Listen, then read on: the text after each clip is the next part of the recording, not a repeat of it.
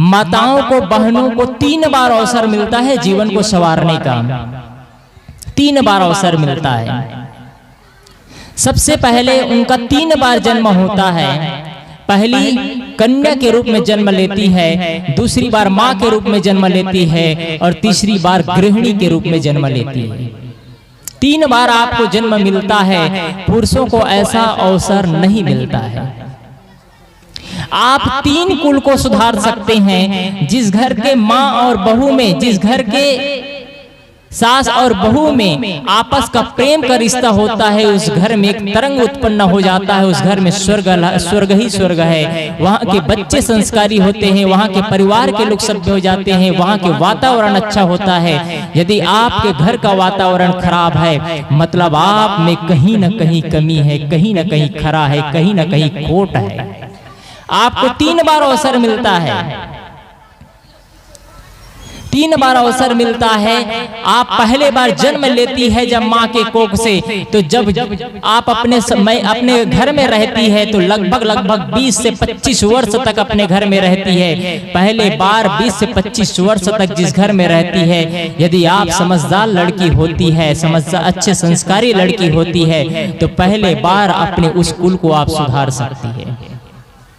पहले बार उस कुल को सुधार सकती है। आपके घर के माँ बाप के लोग सभ्य बोलते हैं, आप सभ्य बोलना सिखा सकते हैं। आपके घर के परिवार के भैया भाभी में टकराहट है, भाई में टकराहट है, आपके घर में भाभीियों में टकराहट है, उसको आप सुधार सकते हैं यदि आप सभ्य लड़की है तो। पहले बार कब से? 15 साल से 25 साल के 10 साल के अवसर में आप होश की अवस्था में होती है, आप घर को तब संवार सकती है एक बार। दूसरा बार आपको अवसर मिलता है जब आप किसी ससुराल में जाती है, तब उस घर के नक्शे, उस घर के रहने वाले, उस घर के बोलने वाले, उस घर के खाने पीने वाले, उनका सबका ढांचा बदल सकते हैं आप कम नहीं है। आपके पास इतनी शक्ति है, इतनी ताकत है कि आप अपने परिवार को बदल सकते हैं। सिर्फ ये लड़कियों में ताकत है, लड़कों में उतना ताकत नहीं है। याद रखेंगे इस चीज को। लड़कियों में ताकत है। पति को सुधार सकती है, माँ बाप को सुधार सकती है, सास ससुर को सुधार सकती है, भाभी को, देवरान को, जेठान को, सबको सुधार सकती है। वो लड़कियों में ताकत है। यदि आप में ताकत हो तो आपके घर के नक्शे बदल देना आप लोग यहाँ से जाने के बाद। और नहीं बदलते हैं तो कोई मतलब नहीं रह जाएगा आपका सत्संग सुनना। आप जिस घर में ससुराल में जाती है, ससुराल में जाने के बाद में वहाँ के बर्ताव, वहाँ का खान पियन, वहाँ के बोलना चलना, सबको आप बदल दीजिए। आप कभी टकराहट होती है, कभी आप सेवा से शुद्धाय। आदमी के विकास की 3 सीढ़ी है, सेवा, शुद्धाय और साधना। सेवा से आप अपने घर के भाभी की, देरान की, जेठान की, माँ की, सासू माँ की, सभी का दिल आप जीत सकती है, सभी का दिल आप जीत सकती है। और आपके मन में कहीं कपट भाव आ गया, मैं क्यों करूं, देरानी करेगी, मैं क्यों करूं, जेठानी करेगी, मतलब आप असफल होंगे, सफल तो हो ही नहीं सकते। ये बात लिख लीजिए आप। सेवा से कोई आदमी छोटा और बड़ा नहीं होता है। जो आदमी जितना सेवा करता है उतना महान होता चला जाता है, उतना ही सबका दिल जीतता चला जाता है। इसलिए बहनों, आप लोगों से निवेदन है कि दूसरे कुल को भी उजागर करना, दूसरे कुल में भी 4 चांद लगा देना। जब पहले कुल में आप 4 चांद लगाते हैं तो पूरे परिवार में आपकी चर्चा होती है, और जब दूसरे कुल में 4 चांद लगाते हैं तो पूरे ससुराल वाले पक्ष में जिस परिवार वाले लोग आते हैं, उनके रिलेशन के लोग कहते हैं उनके बहू बहुत सुंदर है। किसकी सुंदरता?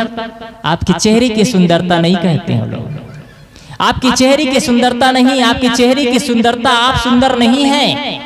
आपकी सुंदरता आपके स्वभाव से है। कोई आदमी अच्छे कपड़े पहनने से अच्छे दिखते हैं तो कपड़े की सुंदरता है, आपकी सुंदरता नहीं है। गहने से अच्छे दिखते हैं तो गहने की सुंदरता है, आपकी सुंदरता नहीं है। गाड़ी से, मकान से अच्छे दिखते हैं तो मकान की, गाड़ी की सुंदरता है, आपकी सुंदरता नहीं है। आपकी सुंदरता चेहरे से नहीं, चेहरे की सुंदरता तो शरीर की सुंदरता है।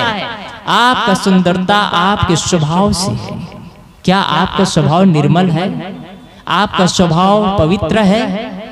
आपका स्वभाव सबके दिल जीतने वाले हैं? दूसरा जन्म, तीसरा जन्म है आपके ही कोख से जब बच्चा पैदा होता है तो बच्चे को ऐसे संस्कार देना, ऐसे संस्कार देना कि वो बच्चे दुनिया के किसी भी कोने में चले जाए तो गर्व से कह सके कि ऐसे माँ बाप के कोख से जन्म लिया जो कि मैं धन्य हो गया, ऐसे माँ बाप को मैं बार बार वंदन करता हूँ। वो बच्चा आपका कहे।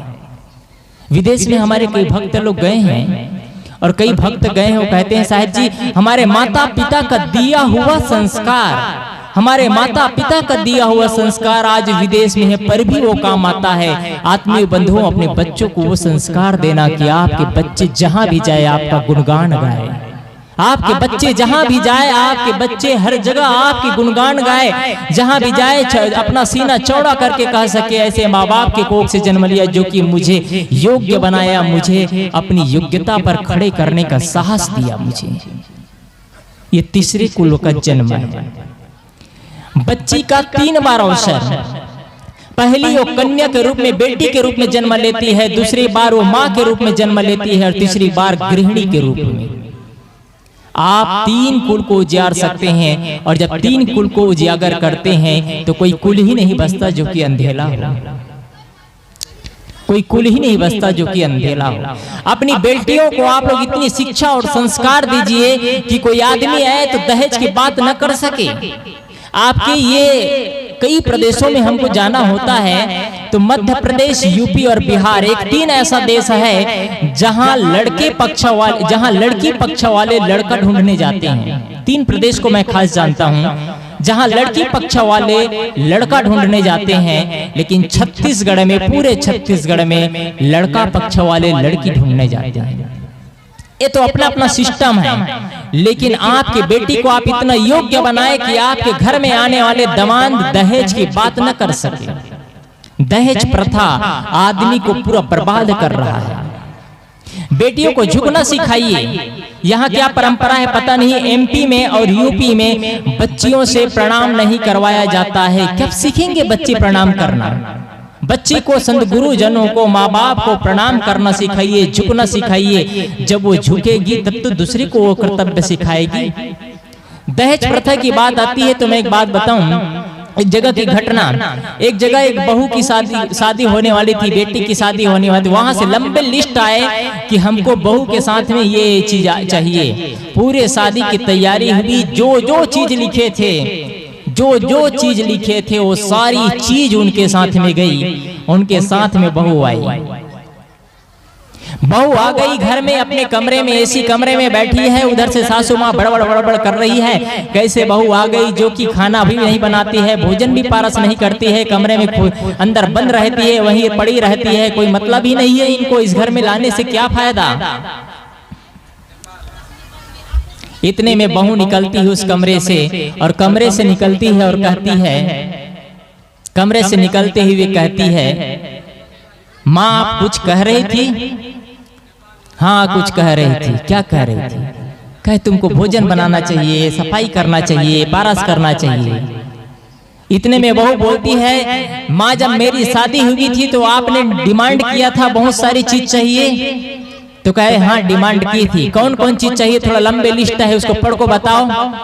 तब पढ़ती है तो लिखिए, सबसे पहले ऊपर में लिखा हुआ था एक सुंदर गाड़ी चाहिए। उनके पिताजी ने 40 लाख की उनके लिए स्पेशल गाड़ी, फॉर्च्यूनर गाड़ी 40 लाख के खरीदा। फ्रिज चाहिए, एसी चाहिए, 4 व्हीलर के बाद बाइक भी चाहिए। उनके साथ में हीरे से गूथा हुआ हार चाहिए, अच्छे अच्छे कपड़े चाहिए। पूरे लंबे लिस्ट, करीब करीब उन्होंने 1 करोड़ रुपए का लिस्ट बनाया। 1 करोड़ रुपए का लिस्ट बनाया। पूरा लिस्ट वो बहू, उसकी सासू माँ पढ़ती है, फिर बंद हो जाती है। इतने में बहू पूछती है, और कुछ तो नहीं लिखा है ना? उनकी सासू माँ बोलती है, नहीं और कुछ नहीं लिखा है। तुमने जो चीज मांगा था वो चीज मिला है। तुमको बहू मांगे थे, बहू मिला। सामान मांगे थे, सामान मिला। तुमने अपने लिस्ट में कभी क्या लिखे, कभी लिखे हो कि मुझे बहू आए लेकिन उनका सुंदर स्वभाव हो, ये चीज भी आपने लिखा था? कहे नहीं लिखा था। आप क्या मांगते हैं? क्या मांगते हैं? संपत्ति मांगते हैं? यदि आपकी बेटी आपकी बहू गरीब घर से भी है और संस्कारवान है तो आप सुकून की जिंदगी जिएंगे। और आपकी बेटी संस्कारी नहीं है, बड़े बड़े अमीर घर से आए हैं तो आप संस्कार भरे जीवन नहीं है तो आप नरक की जीवन जिएंगे। 1 मिनट साहब, एक आवश्यक सूचना है। भंडारा बन चुका है, जिनको भोजन करने की इच्छा है अपना जाके कर सकते हैं। कमेटी की ओर से आदेश हुआ है। बोलिए प्रेम से श्री सतगुरुदेव की जय। हेलो, कुछ मिनट शेष और है, लेकिन भूख जिनको ज्यादा लगी हो जा सकते हैं। चलिए मैं अपने विचारों पर आऊं। मैं कह रहा था, साहब जी भी कहे, उसी के विचार के अनुसार से मैं कुछ जो नारियों के लिए होना चाहिए वो चर्चा बताया। किसी ने पूछा बच्चों को संस्कार कब से देना चाहिए। आत्मीय बंधुओं सभी बैठे लोगों से निवेदन करता हूं कि उत्तरदाता ने कहा बच्चों को संस्कार कब से देना चाहिए। उत्तरदाता ने लिखा, प्रश्नकर्ता ने लिखा बच्चों को संस्कार कब से देना चाहिए। उत्तरदाता ने कहा बच्चों को संस्कार बच्चे के 20 जन्म के 20 वर्ष पूर्व देना शुरू कर देना चाहिए। आप सोच रहे होंगे जब बच्चे ही पैदा नहीं हुए तो संस्कार किसको देंगे। जैसा आप बच्चे चाहते हैं वैसे उनके होने वाले माँ बाप को वैसे संस्कार देना शुरू कर दीजिए। चाहे बेटी हो चाहे बेटा हो, आप उन अपने बच्चे को ऐसा संस्कार दीजिए कि आने वाले उनके बच्चे ऐसे संस्कारी मिले कि आपको लगे कि वास्तव में आज हमारी जो मेहनत है वो सफलता की ओर है, सफलता की ओर है। तो कम से कम आप 20 वर्ष पूरा नहीं दे सकते तो कम से कम शादी होने के बाद में जिस दिन पता चल जाता है आपके परिवार में कि नए लक्ष्मी आने वाली है, घर में बहू के पेट में कोख में बच्ची पल रही है, कम से कम उस समय तो आपका परिवार का माहौल चेंज हो जाना चाहिए। उस समय सत्संग की चर्चा होना चाहिए, उस समय ज्ञान की चर्चा होना चाहिए, उस समय वार्ता प्रेम से होनी चाहिए। तब भी लड़ाइयाँ चल रही है, तब भी द्वेष चल रहा है, तब भी पति पत्नी में ढूसम ढूस चल रहा है। बच्चे क्या सीखेंगे, बच्चे क्या सीखेंगे। एक बच्चे पैदा हुआ तो उसके बच्चे इतना तेज निकला जिनसे वो उनसे मार देता और कुछ करता। बड़े होने के बाद में तो एक संत ने पूछा, अच्छा ये बताओ बेटी, तुम जब शादी हुई तो शादी होने के बाद में तुम्हारे गर्भ में बच्चे थे तो तुम क्या करती थी, क्या पुस्तक पढ़ती थी, संतों के विचार सुनती थी, गाना सुनती थी। तो बच्ची बोलती है, उनकी माँ बोलती है, बच्ची की माँ, महाराज जी मुझे शोले फिल्म पसंद था इसलिए शोले फिल्म बार बार देखा करती थी और करीब करीब मैंने शोले फिल्म गर्भावस्था में करीब मैंने 36 बार शोले फिल्म देखी। तो क्या शोले फिल्म देखेंगे तो बच्चे साधु निकलेंगे कि ढूसम ढूस करेंगे।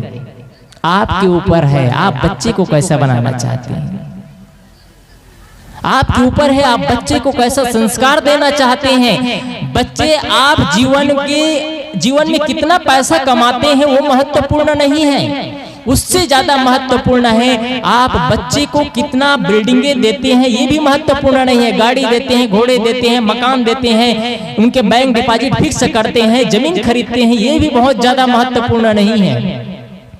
ये तो रहेगा, कुछ दिन में चला जाएगा। लेकिन बच्चे को आप, मैं कहा करता हूँ, बच्चों को आप उपहार दो या मत दो, लेकिन बच्चे को संस्कार जरूर देना। नहीं तो बच्चे को आप संस्कार नहीं दिए तो बच्चे खुद रोएंगे और आपको भी रुलाएंगे। उस दिन आपको लगेगा मैंने अपने जीवन में जो कमाना चाहिए वो नहीं कमा पाया, बच्चे को जो सिखलाना चाहिए वो बच्चे को नहीं सिखला पाया। आप अपने को कोसेंगे। आपके सेविंग अकाउंट होंगे, सेविंग अकाउंट में बहुत सारे पैसा होंगे, जब बुढ़ापे की स्थिति आ जाएगी तो सेविंग अकाउंट का पैसा काम नहीं आएगा। याद है तो एक बात बताऊं, मैं एक बहुत बड़े गायिका आशा भोसले,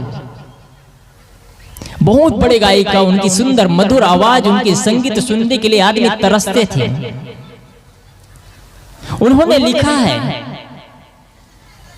मेरे पास में सुंदर मर्सिडीज गाड़ी खड़िया है, मेरे कमरे में हर मकान में एसिया लगा है, मैं बड़ी बड़ी बिल्डिंगे हैं, मेरे बैंक में इतने पैसे हैं, लेकिन कुछ भी काम नहीं आ रहा है। आज मैं एक कोने में हॉस्पिटल में पड़ी हुई हूँ। हॉस्पिटल में पड़ी हुई। मैं लंबी लंबी उड़ान भरा करती थी, कई देशों में जाया करती थी और मेरी गाड़ियां सिर्फ हवाई जहाजें होती थी, हवाई जहाजों से मैं यात्रा किया करती थी। आज मेरा हवाई जहाज सिर्फ दो सिस्टर है जो मुझे इस जगह से उस जगह ले जाती है। बड़े सेवन स्टार होटलों में जाकर के भोजन किया करती थी, 7 स्टार होटलों में जाकर के निवास किया करती थी। लेकिन आज मैं एक छोटे से कमरे में मात्र 6-2-8 फीट के बेड में मैं सोई हुई हूँ। मेरा कुछ भी साथ नहीं जा रहा है, कुछ भी साथ नहीं जा रहा है। दुनिया में मेरा एक यश था, एक नाम था, लेकिन आज मैं एक असहाय होकर के पीड़ित पड़ा हूँ। मेरे शरीर मेरे साथ नहीं दे रहे हैं। अब अंतिम शब्द था उनका, आपके साथ क्या जाएगा, आपके साथ क्या जाएगा। आपके अंदर कुछ संस्कार भरे होंगे, कुछ विचार भरे होंगे, कुछ क्रांतियां, कुछ भ्रांतियां, कुछ कर्मकांड, कुछ पाखंड पड़ा होगा, यही आपके साथ जाएगा ना। आप जीवन के साथ में वो चीज ग्रहण करिए, वो चीज बोलिए, वो चीज खाइए, वो चीज वैसे जीवन जिए कि आपका घर पूरा विद्यालय, आपके जीवन को आपके बच्चे पढ़े, आपके बच्चे संस्कारवान निकले।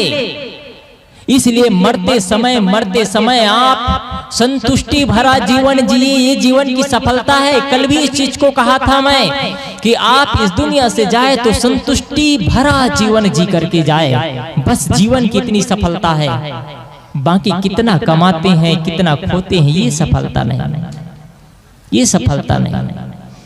आप सत्संग कराते हैं, भजन कीर्तन करते हैं, कम से कम दुर्योधनों को छोड़े, बीड़ी सिगरेट तंबाकू को छोड़े। इस चीज को कहा था, शराब पीने वालों से निवेदन है, हाथ जोड़ के निवेदन है, शराब मत पीना। शराब पीने से क्या होता है, आपको एक चीज बता देता हूँ। शराब पीने से आपके शरीर में शराब जाता है, वहाँ हृदय में अटैक करता है और माइंड को भ्रष्ट करता है। तब आप कड़बड़ बोलना शुरू कर देते हैं, आपको माइंड के डिस्टर्ब कर देता है। इतना ही नहीं, शराब पीते हैं तो आपकी पैसा बर्बाद होती है, आपकी जिंदगी बर्बाद होती है और आपका माहौल खराब होता है, आपका परिवार का माहौल खराब होता है। और एक विशेष चीज कहना चाह रहा हूँ, आपकी पत्नी नहीं रह जाती, आपके माँ बाप नहीं रह जाते, आपके बच्चे नहीं रह जाते, दुष्ट और नालायक कहते हैं आपको। कौन सी जिंदगी जीते हैं आप? अपमानित भरे जिंदगी क्यों जीना चाहते हैं? सम्मान भरे जिंदगी क्यों नहीं जीते हैं आप? गर्व भरे जिंदगी क्यों नहीं जीते हैं?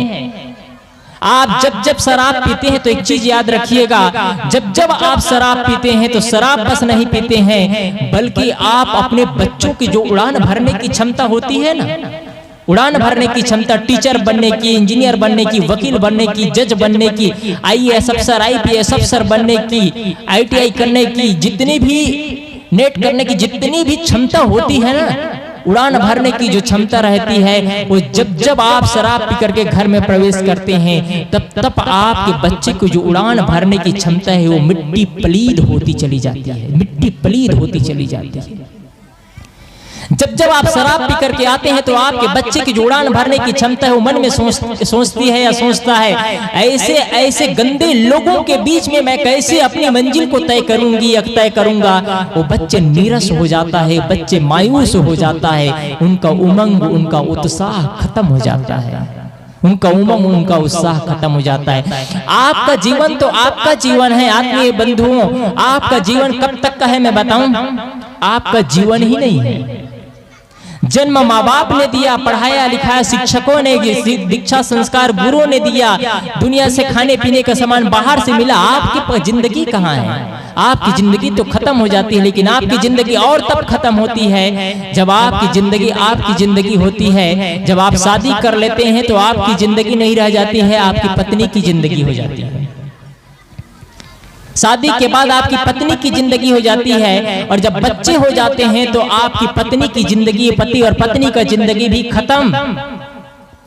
जब बच्चे हो जाते हैं तो पति और पत्नी का जिंदगी खत्म हो करके आपका जीवन बच्चे के लिए हो जाता है। बच्चे टारगेट, आपका लक्ष्य टारगेट बच्चे के लिए होता है। अब बच्चे को कैसे संस्कार देना है, बच्चे को कैसे शिक्षा देना है, इस पर होता है। आप बच्चे को क्या देते हैं? सिर्फ धन संपत्ति देते हैं आप लोग। हर माँ बाप की शिकायत होती है, हर माँ बाप की शिकायत होती है कि बच्चे कहाँ नहीं मानते हैं, क्यों नहीं मानते हैं। कान खोल के सुन लीजिए आज, आपके बच्चे आपका कहाँ क्यों नहीं मानते हैं, क्योंकि आप वो पाठ ही नहीं सिखलाते हैं। कैसे कह दिए कि बच्चे आपका कहाँ नहीं मानते। मैं आपसे एक प्रश्न करना चाहूंगा, क्या आपके बच्चे गाड़ी चलाना नहीं जानते? आप गाड़ी चलाना सिखाए, आपके बच्चे गाड़ी चलाना जानते हैं। आपके बच्चे को मकान बनाया सिखाए, मकान बनाना जानते हैं। जमीन खरीदना सिखाए, जमीन खरीदना सीखे। इंजीनियरिंग करना सिखाए, इंजीनियरिंग सीखे। मोबाइल चलाना सिखाए, मोबाइल चलाना सीखे। हर चीज तो सीखे। पैसा कमाना आपने खूब सिखाया बच्चों को, पैसा कमाना तो आपके बच्चे सीखे। क्या नहीं सीखे आपके बच्चे? आपके क्या बच्चे नहीं मानते? आपके पास 2 मंजिला मकान था, आपके बच्चे ने बगल में 4 मंजिला मकान बनाने का औकात रखा। आपके बच्चे क्या नहीं सीखे? आपके पास में छोटी गाड़ियां थी, अब आपके बच्चे आपके बगल में ही एक बड़ी गाड़ी कार से घूमते हैं। आपने वही चीज तो सिखलाया ना। क्या आपने बच्चों को कभी संस्कार भी सिखलाया? क्या आपने बच्चों को कभी अनाथालय में, वृद्ध आश्रम में ले गए, कभी संतों के चरणों में झुकना सिखाया, कभी माँ बाप के चरणों में झुकना सिखाया, कभी सेवा स्वाध्याय और साधना के बातें में बताया आपने बच्चों को, कभी आश्रमों में ले जाकर के संत अपने जीवन का निर्माण खुद कैसे करते हैं, अपने जीवन को खुद कैसे तराशते हैं, इस विषय पर आपने बच्चों को बताया? आपको बच्चे को बताने का टाइम ही कहाँ है? आपने बच्चों को पाठ नहीं सिखलाया। आपने बच्चों को जो चैप्टर सिखलाया, जो पाठ सिखलाया, वो बच्चे उस पाठ को पूरा किए हैं। आपने बच्चों को संस्कार की परिभाषा नहीं बताया, इसलिए आपके बच्चे आपका कहा नहीं मानते। आपके बच्चे सिर्फ आपके धन द्रव्य देने से आपके बच्चे आपका कहाँ मान जाएंगे? इम्पॉसिबल नहीं हो सकता है, संभव नहीं है। मात्र आपके बच्चे आपके धन देने से आपका कहा नहीं मानेंगे। इस चीज को दिमाग में बिठा लीजिएगा। धन तो ऐसे ही लोग दे देते हैं, धन तो लोग ऐसे ही दे देते हैं, ऐसे ही धन को बांट दिया करते हैं। जिसके माँ बाप, जिसके बच्चे नहीं है, वो भी अपने गांव के लोगों को, गरीब लोगों को धन बांट देते हैं। क्या उसको माँ बाप कहेंगे? उसको आप लोग शांति बनाए रखें, या तो मैं बंद करूं, या तो शांति बनाए रखें। आपके बच्चे आपका कहा मानेंगे? आप पाठ तो सिखलाइए। आप आपस में पति और पत्नी लड़ते हैं, क्या आपके बच्चे कहा मानेंगे? आप आपस में सास और बहू लड़ते हैं, क्या आपके बच्चे आपका कहा मानेंगे? कैसे मान जाएंगे आपके बच्चे आपके कहा? नहीं मानेंगे। एक जगह एक पिता, पुत्र और माँ, उनके बहू, सभी लोग रहते थे। सभी लोग रहते थे। एक दिन अपने बच्चे के साथ में उनके माँ के बच्चे थे, एक माँ, बूढ़ी माँ, उनके बच्चे और उनके बहू और उनके नाती, तीनों को एक होटल में जाना था। होटल में जाना था तो इतना में सभी लोग होटल में जाने के लिए तैयार हो गए। बच्चे को कहते हैं, बच्चे तुम भी चलो। बच्चा कहता है, पापा से, मम्मी से कहता है, मैं नहीं जाऊंगा, मैं यही घर पे हूँ। फिर कहते हैं चलो, तो कहते हैं नहीं जाऊंगा। इतना में फिर कहते हैं, तीनों को तैयार कर ही लेते हैं और अंतिम में अपने सासू माँ को कहते हैं। उनका बेटा कहता है, मम्मी हम लोग एक जगह पार्टी में जा रहे हैं, हम लोग एक जगह पार्टी में जा रहे हैं, आपको भूख लगेगी तो बगल में मंदिर है, वहां जा करके भोजन करके आ जाना मम्मी। अब उनकी सासू, उनकी बहू बोलती है, उनका बेटा बोलता है कि बगल में मंदिर है, वहां से भोजन करके आ जाना। इतना में बच्चा बोलता है, पापा एक बात बताऊं, जब मैं भी बड़ा हो जाऊंगा ना, तो मैं बड़ा हो जाऊंगा तो मंदिर अपने घर में ही बनाऊंगा। क्योंकि पापा आपके पास इतने पैसे हैं, आपके पास इतने पैसे हैं और मंदिर बाहर में रहेगा तो आप बुढ़ापे हो जाएंगे, बुढ़ापे की स्थिति होगी तो आपको मंदिर बाहर में जाना ना पड़े भोजन करने के लिए। आप घर के बगल में मंदिर रहेगा, वही भोजन कर लिया करना। क्योंकि अभी दादी माँ दूर में जाती है भोजन करने के लिए, और जब मैं बड़ा हो जाऊंगा तो आपके पास धन संपत्ति इतना है कि मैं बगल में ही मंदिर बना दूंगा और आप बगल के मंदिर में भोजन किया करना जब हम लोग पार्टी में जाएंगे तब। आपने बच्चे को क्या सिखलाया? आप अपनी बच्ची को, जीवन को बर्बाद मत करिए। आपके बच्चे आपके सेविंग अकाउंट है। यदि आपके बच्चे को आपने संस्कार अच्छा दिया, आपने बच्चे को इतना अच्छा संस्कार कूट कूट के भर दिया, तो आपके बच्चे आपकी जब बुढ़ापे की स्थिति होगी, जर्जरता की स्थिति होगी, आपके घर में संपत्ति नहीं होंगे, आप रोगों से पीड़ित होंगे, और आपने संस्कार अच्छा दिए तो बच्चे कहीं से भी धन ला करके आपकी इलाज करेंगे, आपकी सुरक्षा करेंगे।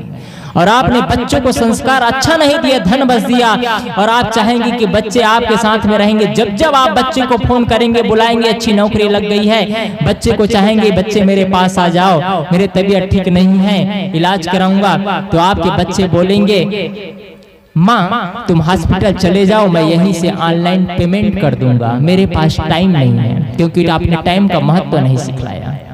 एक घटना बताऊं, समय की बात आती है तो समय इतना बेशकीमती है कि आप समय को कैसे आप संचालन करना है आपके ऊपर है। एक जगह की बात है, एक बच्चा छोटा सा बच्चा जब अब कुछ अनाउंस मत कीजिए, 10 मिनट का प्रवचन बीच में अनाउंस मत कीजिए ना। क्या चीज कह रहे हैं? बीच में अनाउंस मत कीजिए ना।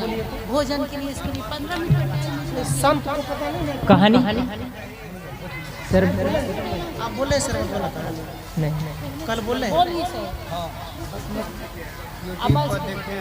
हमको याद है, आपको याद है? याद है। इनका तो फालतू बात है, इनकी बात में डिस्टर्ब करते हैं।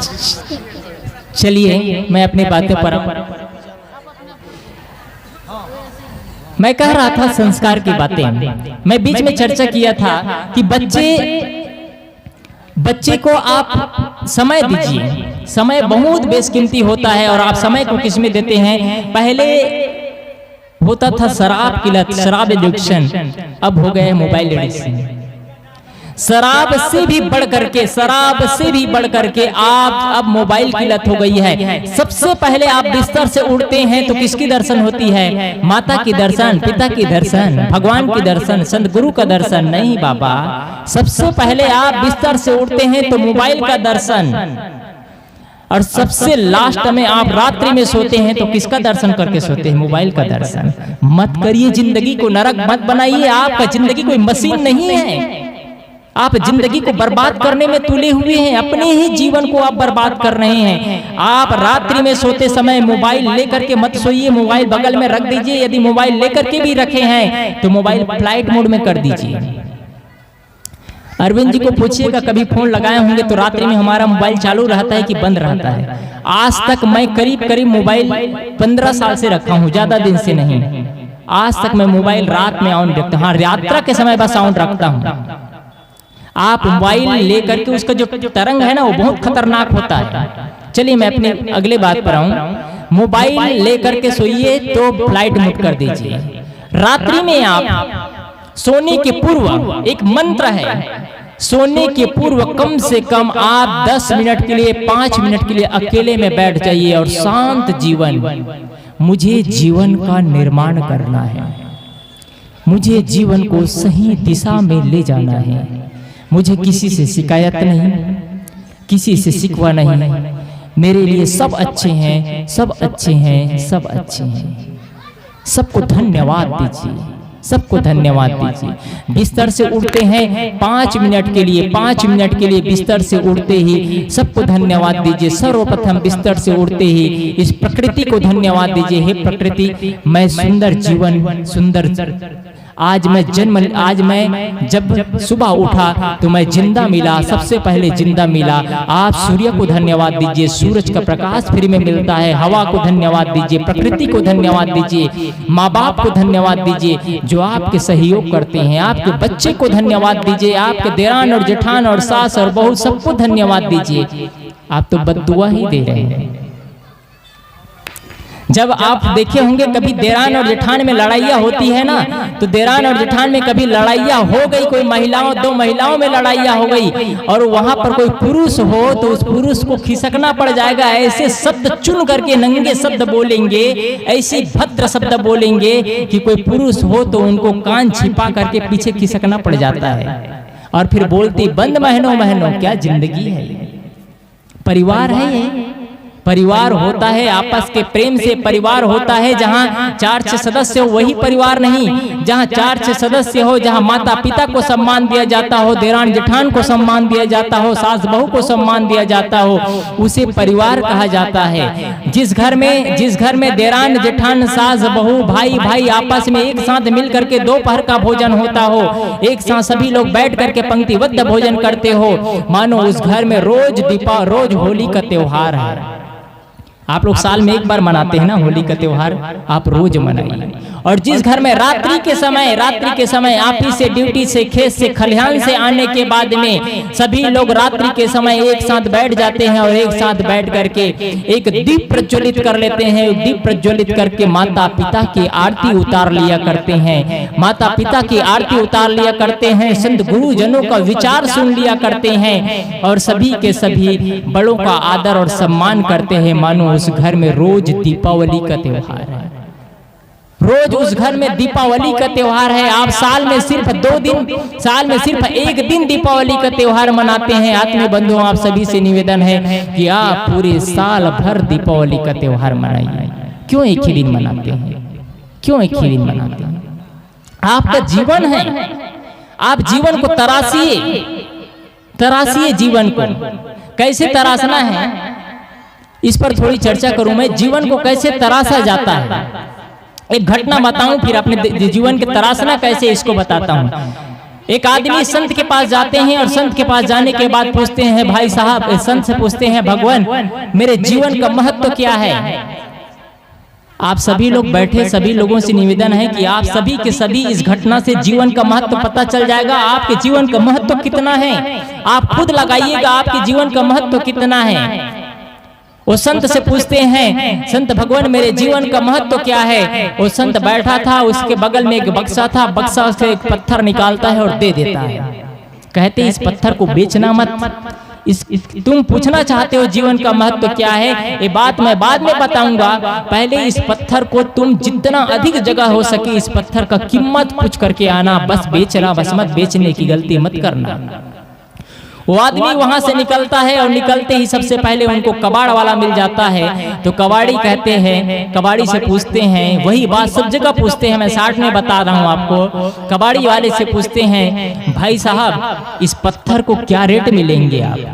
कबाड़ी वाला पत्थर को उलट पलट के देखता है, चमकीला और अच्छा पत्थर दिख रहा है। कहते हैं तुम्हारे पत्थर अच्छे दिख रहे हैं, चमकीले दिख रहे हैं, ये कोई कहानी नहीं है, कोई पत्थर नहीं है, आपके जीवन की घटना बता रहा हूं मैं। कहानी पत्थर बेचने वाले को कहते हैं कबाड़ी वाले, भाई साहब तुम्हारे पत्थर अच्छे और चमकीले दिख रहे हैं, इसलिए आपके पत्थर को मैं लोहे के भाव पे खरीद सकता हूँ। वो आदमी आगे बढ़ता है, लोहे के भाव 20 रुपए किलो था उस समय। वो आदमी आगे बढ़ता है और आगे बढ़ने के बाद में कहाँ जाता है? एक सब्जी वाले के पास जाता है। सब्जी वाले वही बात कहता है, सब्जी वाले भी वही कहते हैं आपके पत्थर अच्छे और चमकीले हैं, इसलिए आपके पत्थर को मैं 40 रुपये में खरीद सकता हूँ। 20 रुपये से 40 रुपये पे चला गया। आगे फिर बढ़ता है तो वो एल्युमिनियम के दुकान में जाता है। एल्युमिनियम के दुकान में वही पत्थर है, 400 रुपये किलो तक बिकने को तैयार है। पत्थर वही है, जगह बदल दिए, पत्थर का रेट बढ़ गया। आदमी फिर आगे जाता है, एल्युमिनियम के दुकान से एक पीतल के दुकान में जाता है। पीतल के दुकान में जाता है, वही पत्थर 800 रुपये तक बिकता है। वो आदमी फिर आगे जाता है, एक चांदी के दुकान में जाता है और चांदी के दुकान में वही पत्थर 80,000 रुपये तक बिकता है। वो आदमी फिर आगे बढ़ता है, आगे बढ़ता है, वही पत्थर है 4 लाख रुपए तक बिकने को तैयार है। पत्थर वही है, जगह बदलते गए, रेट बदलता चला गया, बढ़ता चला गया। वो आदमी फिर आगे बढ़ता है, आदमी आगे बढ़ता है, एक हीरे के व्यापारी के पास जाता है। हीरे के व्यापारी वही पत्थर को 4 करोड़ में मांगता है। वो आदमी को संतोष नहीं हुआ। पता चला था कि वहाँ एक बहुत बड़े व्यापारी है, डायमंड सिटी है, वहाँ चलते हैं। और डायमंड सिटी में सूरत, हमारा आश्रम है सूरत में, वहाँ भी मैं 1 साल रहा हूँ। वहाँ हमारे हीरे के व्यापारी बहुत से भक्त लोग हैं, उसके बारे में बताऊंगा मैं। वहाँ वो जाकर के पता करता है तो हीरे के व्यापारी उसको कहता है आपके पत्थर का आप रेट, इस जगह रेट अदा करने वाले नहीं हैं, आपके पत्थर कोई साधारण पत्थर नहीं है, आपका पत्थर एक बेशकीमती हीरे हैं जो अपने इलाकों को बेच दो तब भी इस पत्थर का रेट अदा नहीं कर सकते, इतना बेशकीमती हीरा है। ये कहानी का मतलब क्या होता है? वो व्यक्ति संत के पास आते हैं और पूरी घटना बताते हैं, 20 से 40, 40 से 400, 400 से 800, 800 से 80,000, 80,000 से 4 लाख, 4 लाख से 4 करोड़, 4 करोड़ से फिर दाम नहीं बता पाए। इस कहानी का मतलब क्या है? आपकी कीमत कितनी है ना? आप जिस लोगों के संग और साथ में रहते हैं उतना ही आपका कीमत होता है। आप जैसे लोगों के संग और साथ करते हैं वैसे ही आपका कीमत होता है। आप शराबी के साथ जाते हैं, शराबी कहलाते हैं, जुआड़ी के साथ जाते हैं, जुआड़ी कहलाते हैं, नशेड़ी के साथ जाते हैं, नशेड़ी कहलाते हैं, वकील के साथ जाते हैं, वकील, मास्टर के साथ जाते हैं, मास्टर, इंजीनियर के साथ जाते हैं, इंजीनियर, जज के साथ जाते हैं, जज, और अच्छे आदमी के साथ जाते हैं तो कहते हैं अच्छे आदमी।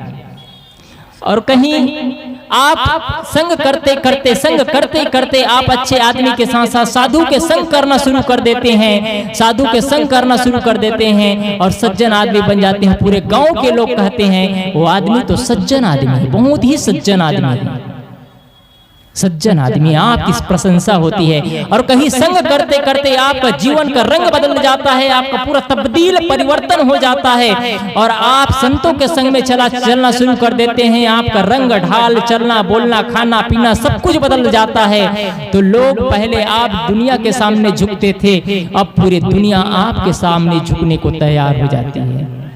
कहानी का मतलब क्या हुआ?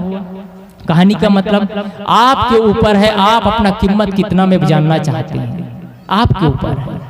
हीरे की बात बता रहा था मैं, हीरा जीवन को कैसे तराशना है, जीवन को कैसे तराशना है। जीवन को आप जितना ही तराशते हैं जीवन को उतना ही आपकी चमक बढ़ती चली जाती है। और वैसे ही हीरे के व्यापारी हीरे को तराशता है तो हीरे का कीमत बढ़ता चला जाता है। हीरे के व्यापारी हमारे आश्रम में आए, कहे साहब जी ये हीरा है, ये हीरा करीब करीब अभी 2 लाख रुपए की हीरा है। उन्होंने दिखाया और हीरा दिखता था कंकड़ जैसे दिखता था।